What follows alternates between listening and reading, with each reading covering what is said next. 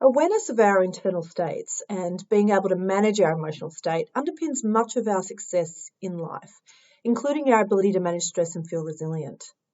Resilience can be described as our ability to bounce back, and it is the interplay between genes and life experiences that determines our capability. Resilience is a brain's ability to maintain good function under adversity. We have different areas within our brain which are seen to be responsible for various tasks or operations. The prefrontal cortex is the key neural area for self-regulation. Daniel Goleman, who you may have heard of, refers to this as the brain's good boss, as it guides us when we're at our best. It regulates our attention, decision-making, voluntary action, reasoning, and flexibility responses. By contrast, the amygdala is a trigger point for emotional distress, anger, impulse, and fear. When it takes over the circuitry, it acts as the bad boss, leading us to take actions we might regret. Having a balance between these two neural areas creates self-mastery. Although we can't control what emotions we're going to feel or when and how strongly we'll feel them, in his book, The Brain and Emotional Intelligence, New Insights, Daniel Goleman makes the great point that our choice point comes once we feel a certain way. What do we do then? How do we express it? If your prefrontal cortex has its inhibitory circuits going full blast, you'll be able to have a decision point that will make you more artful in guiding how you respond, and in turn, how you drive other people's emotions, for better or worse, in that situation. What Goleman is referring to here is self-regulation. We all have either experienced or seen someone else experience an emotion and not be able to control their response. So as an example, feeling highly frustrated in a meeting and not being able to hide your body language, which demonstrates how you feel.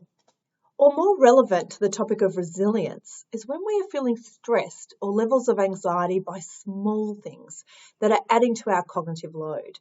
We can suddenly let loose at something small and overreact. I'm thinking about those times during the COVID-19 lockdown when I was interrupted from my work to fix the Wi-Fi on one of my children's computers. Then I had to put the dog outside in case she barked during an upcoming video conference because nobody else had thought to take care of her. I realised that I hadn't sent through the documentation that was needed for my upcoming meeting, so I was rushing to send it off, only to find that my other child was on MS Teams by now with his mates talking loudly because he was on recess. I logged on to that meeting and certainly was not my best self. When I realised we would have to postpone the meeting because others had not been able to do what they had promised they would do. I was frazzled, I was frustrated, I was annoyed, and I was struggling to be adaptable. How I was feeling certainly showed itself and impacted on my team as they found me to be lacking in empathy and rather blunt in my communication.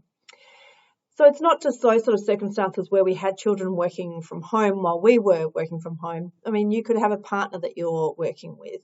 You could be in a shared house and having to do your job. And you may have somebody else in that shared house who was unemployed during COVID-19. There were certainly lots of variations and impacts on us that we potentially then showed to others. So it was a real sort of petri dish, wasn't it, the COVID-19 lockdown? It didn't take long for me to realise, though, what I was doing, and I took a breath and apologised. However, we really have to be mindful of the impact on what I call our emotional bank account. Now, we slowly put deposits into our emotional bank accounts with others, but we can very quickly make withdrawals if we aren't careful.